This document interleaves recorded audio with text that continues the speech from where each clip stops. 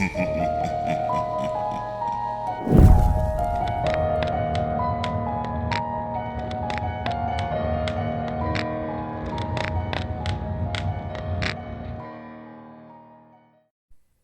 forest was singing to us that muggy afternoon, singing the ballad of summer. Its melody swooshed beneath the hooves of doe and fawns bounding through the brush and harmonized with the faraway knock of a woodpecker's beak against the bark of a sweet gum. It was the croaky caroling of toads and the murmur of the creek where they dwelled, the chorus of the katydids hiding in the undergrowth, and the call of the birds fluttering over the treetops. The day was hot, the air thick and humid. It wrapped its heavy arms tight around my chest, swaddling me in its embrace. Its hug was sweltering. I remember how my sweat-drenched t-shirt clung to my back, how the cool soaked cotton against my skin served as my only refuge from the oppressive August heat. Lynn was just a few paces ahead of me. I followed her as she ambled down the trail, eyes wandering purposelessly, her hands in the back pockets of her denim shorts like a child lost in thought. Occasionally she'd glimpse over her shoulder and flash me a smile, but despite the hot summer sun beating down on us that day, a storm cloud was hanging over my head, and not even the sight of her face could brighten me up. Lynn's smile capsized once she realized our walk through the woods was doing little to relieve my burden. She turned and hurried towards me, and when she got near, threw her arms around my waist, burying her head in my chest. She hugged me tight, tighter even than the heat did, and when she relaxed her grip and backed her face away, I could see her smile had returned. I looked into her smoky gray eyes. We were just kids, only 17 at the time, but in that moment I knew she was the most beautiful thing in the world. And we held each other in silence for a while before she finally spoke to me. Her words were gentle. They fell smooth and soft from her tongue, like velvet. "Everything would be okay," she said to me. And that's when she inched herself closer, leaned into my ear, and whispered her secret. A secret that I wish I had never heard uttered from those full, sweet lips of hers. The secret of the clear blue spring. Everything would be okay because the clear blue spring would show me so. Lynn broke free from my arms and snatched my wrist. She started to run, pulling me behind her as she led us from the path. Together we sprinted through the untamed brush, trampling bushes and ducking under tree branches. I followed her trustingly. She was more than familiar with that forest. It was like a second home to her. I had walked the trails many times myself, but Lynn spent so much time out among these trees that they practically belonged to her. I'm not sure how long we were running, but when we stopped, my lungs felt like they were on fire. Lynn's cheeks were flushed. The sweat on her forehead glistened in the little bit of afternoon light trickling through the trees. Her sun-streaked blonde hair had become so wild and tousled that it reminded me of a tumbleweed, yet somehow, through all this, she was even more striking than ever. Her splendor was effortless, and I loved her for it. The two of us laughed like lunatics for minutes before we finally caught our breaths. I grinned and pulled her close to me. It had been weeks since we had last kissed. She stroked my face with the back of her hand, then ran her fingers through my hair. We pressed ourselves together until our noses were practically touching. I could taste the exhale of her breath. It was cool and lovely, and I wanted to savor it forever, but just before our lips could meet, I pulled my head away from hers. The tears came fast and unexpected. They stung my eyes and cascaded down my cheeks. Lynn cradled my head in her arms, letting me cry into her shoulder, and, as she did this, she spoke again of the spring. She told me she was taking me there, and once more I heard those curious words slip from her lips. It would show me the way. There was an air of conviction in her voice. It was fervent in its confidence. Religious, even. I dried my eyes on the sleeve of my shirt, then lifted my face to meet her gaze.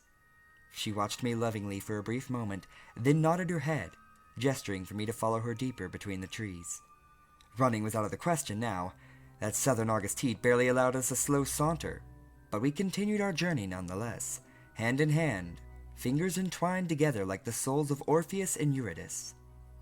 I trusted Lynn with all my heart, but I needed to hear more about this mysterious spring that she was taking me to, After all, she had never once, in all the time I had known her, made any mention of it to me at all, and now we were traveling further into the woods than I had ever been, away from the trails, far removed from any houses or roads, on our way to find it. I asked her to tell me about it, to explain what she meant when she said it could help me. She was hesitant to indulge me at first, but after I insisted, she told me her tale, and as I listened, I found myself growing more and more enchanted by the fantastic things that she was saying. This story is hers just as much as it is mine, and here is what she said. Lynn was 9 when she discovered the spring. She first stumbled upon it following an argument with her father. Her parents had recently separated, and her mother had moved out of the house. She was just a little girl at the time, and she didn't know how to deal with the sudden feelings of abandonment that her mother's departure had caused her, so she directed all of her frustrations towards her father. And one evening, following a nasty argument, she sprinted out the back door of her house and into the woods behind her home. These were the very same woods that she and I were currently trekking through. Her father had tried to chase after her, but he was a heavy-set man, and she was quick for her age, so she had no trouble losing him in the trees once she veered from the established hiking trails. She ran until her legs were rubber, until she could no longer hear his voice calling out to her.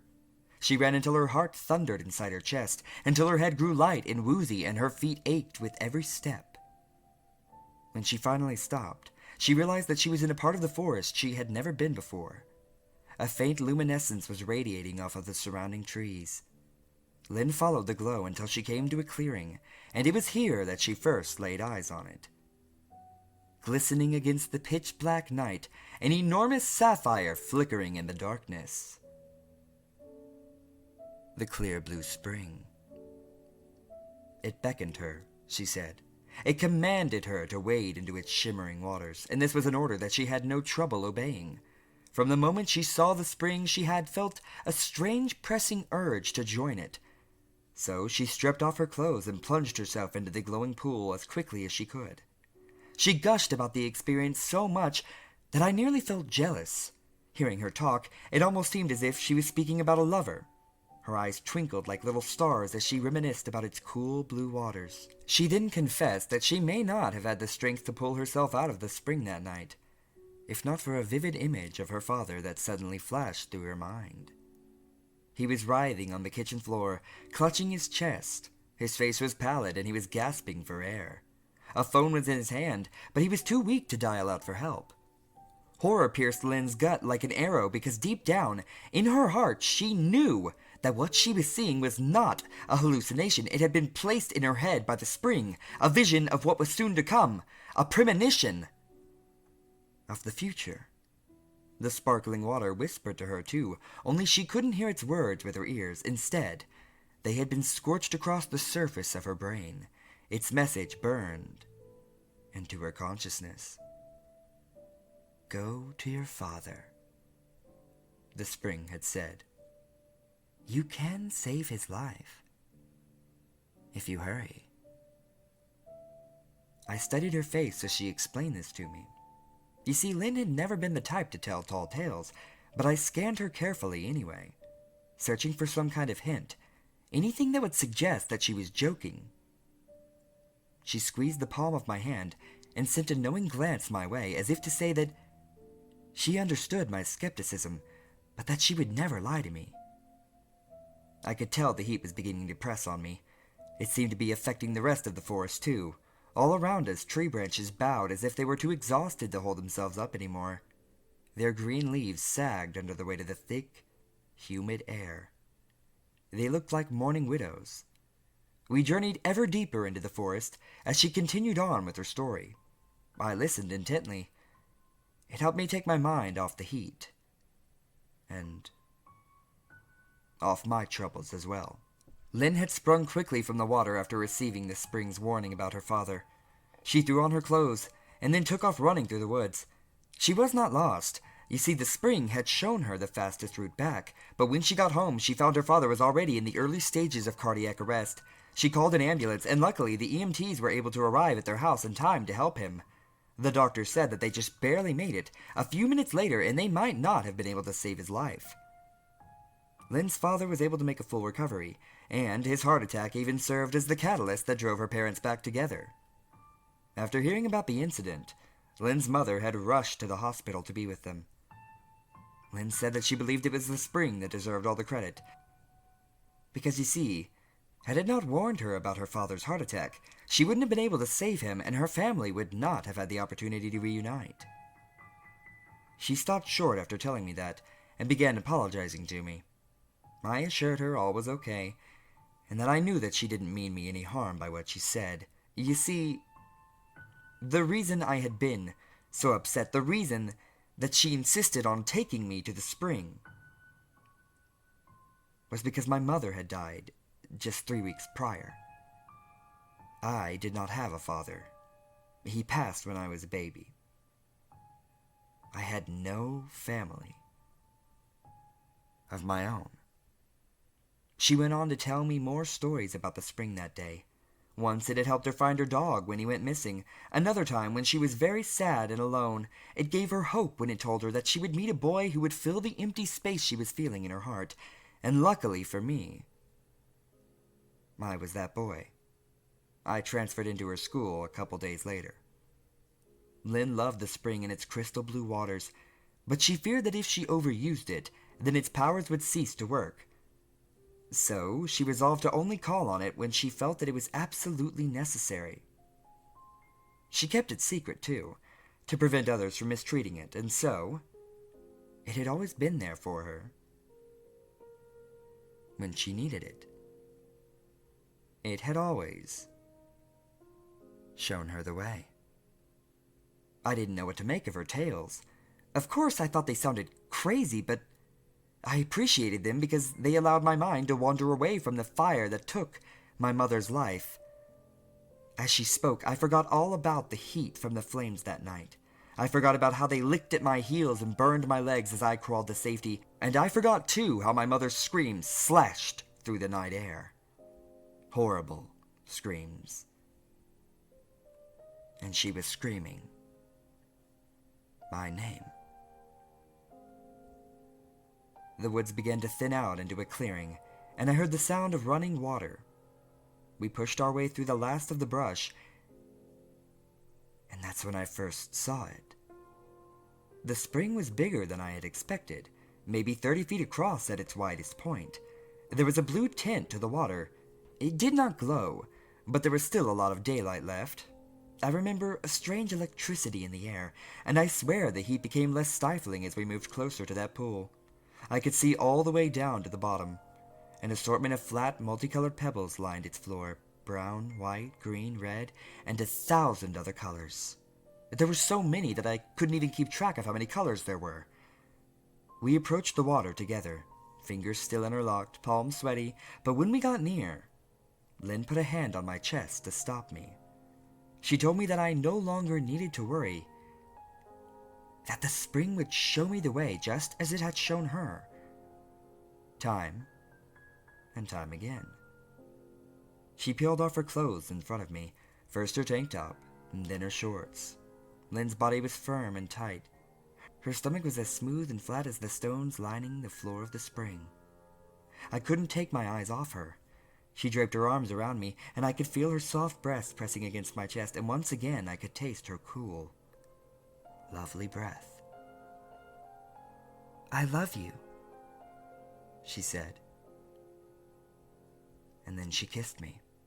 Her lips wrapped tightly around mine, and her tongue swirled slowly inside my mouth. I ran my fingers over her bare body, exploring her curves, caressing her skin. She moaned softly, and I could feel her voice in my throat. It was she that broke our kiss. If it were up to me, I would have never let it end. She helped me out of my clothes, took me by the hand, and together, we waded into the crystal pool. The water was cool and inviting. Lynn dove beneath the surface, and when she appeared again, she was on the opposite end of the spring. I paddled over to her. Swimming in those waters was truly like being born again. There are no other words to describe it. By the time I caught up to her, I knew that every word of her story had to be true. The spring had a very special aura. It was powerful and intense, and even though I had not been in its presence before, I could tell that there was something extraordinary to it. When I reached Lynn, I planted my feet on the floor of the spring. Those flat stones felt pleasant beneath my soles. I placed my hands on her hips. She was smiling at me. I can't recall if I was smiling too, but sometimes, when I reflect back on that day, I like to think that I was. I imagine that I was grinning ear to ear, laughing even. I imagine these things because I want to remember that moment in the spring as fondly as I possibly can, because, you see, that was the last time in my life that I ever felt happiness. The spring would snatch my joy away an instant later when it decided to show me everything I had been trying so hard to forget. It showed me my mother, whom I had grown to resent so much over the years. It showed me the way she abused prescription pills and alcohol, the birthdays she slept through, the parent-teacher meetings she was too high to show up for. The spring showed me all the lonely late-night dinners I ate while she lay passed out on the couch in the living room. And it showed me the petty jealousy I felt towards Lynn whenever I was around she and her parents, who seemed to genuinely care for her. And then it showed me the night of the fire. It showed me how my mother fell asleep sprawled out, face down, her pants around her ankles on top of the bed in her room. The spring showed me how disgusted I was when I walked in and saw her like that. And it showed me the blind rage I felt that night when I grabbed the can of gasoline from the garage. I used it to soak the walls of her bedroom and even the hallway. My mother was so passed out, so hopped up on pills, that the smell did not even wake her. The spring showed me how I shoved the heavy oak bookcase from the study all the way down the hall until it was right in front of her door. She was barricaded inside her bedroom. Still, she hadn't woken, and I watched myself light a match, then drop it to the gas-soaked carpet. The flames engulfed my home. It happened so fast that I nearly got caught in the inferno myself, but then the spring showed me how I escaped just in time. But my mother was not so lucky. No longer asleep, she screamed my name out in the night, begging for me to help her, not knowing that it had been I who was responsible for the flames that were eating away at her flesh. Standing in that spring, I felt the same sense of guilt that had washed over me when I heard her voice die out in that fire. The water Lynn and I were in felt as if it were warming up, but I wasn't sure if it was just in my head or not. I peered into her eyes. They no longer twinkled. Terror danced inside them now, as if she was gazing upon the face of a monster. And I realized then that everything the spring had shown me, Lynn had seen as well, and she tried to leap from the pool, but I grabbed her by the ankle and pulled her back in. The spring was showing me something else now. It was showing me what would happen if I let her go. How she would run home, call the police and tell them everything. It showed me how the courts would try me as an adult. The horrors of prison, the life of an ex-convict. The water was definitely hotter now, like being inside a jacuzzi. I was shaking her, pleading for her to understand, but she wouldn't listen. She refused. She beat on me with her fists and scratched at my eyes. She cried for help as loud as she could, but there was no one around for miles, and the spring showed me even more after that. It showed me what I needed to do if I didn't want to be caught. How to get away and live free. So what do you think I did? I listened. I dunked her head beneath the water. By now the spring was boiling. It bubbled and fizzed all around us. Hot steam drifted off its surface. I ignored the heat and squeezed her throat as tight as I could. She thrashed and kicked and tried to pry at my hands, but I was too strong for poor Lynn. The spring was whispering to me, encouraging me on. It's the only way to save yourself, it said to me. I didn't want her, Lynn. I loved her, but I was terrified, and the spring's words made so much sense to me. I drowned her in that clear blue water that day. And then I took the first bus out of town. That evening, there was nothing to leave behind. All my belongings were destroyed in the fire. My entire family was dead, and now so was the only woman I had ever cared for. And I've been a drifter ever since. I wander the country like a nomad, eating out of trash cans and working odd jobs for money whenever the opportunity presents itself. We were both reported missing. The media spun our disappearance into a story about two young lovers who ran away together. And, I wish that were the truth. I check the paper from time to time to see if she's been found, but I've never seen anything that would indicate that she or the spring has ever been located. Not a day goes by where I don't think of her. I often wonder if she's still out there, lying at the bottom of the spring, atop those smooth, flat stones that had felt so pleasant beneath my bare feet. It's been years since I've slept with a roof over my head, and thoughts of suicide are growing stronger every day, and the spring is my last chance at salvation. I'm on my way back there now. It's only a couple hours' walk from where I'm currently writing this. The directions have been burned into my brain ever since that hot August day, and I should make it by nightfall if I keep walking. I wonder if the water really does glow at night like it did in Lynn's stories. I've only ever seen it in the daylight. And when I get there, I want to stand in the spot where she kissed me and think back to how wonderful it felt. And then I'll get in the water, sink myself to the bottom of the spring, and wait for its command. Maybe there's nothing more it can really do for me. Or maybe it will tell me to open my mouth and take as much water into my lungs as I can, and if that's what it decides is best, then I will follow its instructions without question. There are mysteries in the universe that we may never fully understand. Perhaps they exist beyond the grasp of human imagination. Sometimes these mysteries manifest as abstract ideas and concepts, but occasionally we can wade hip deep into them and experience their power without fully understanding what we're dealing with. I believe that clear blue spring is one of these such enigmas. Lynn thought it loved her, but I'm not so sure. I don't know why it's out in those woods, or what its true purpose really is, but I know that it will always be there when I need it. The clear blue spring will show me the way.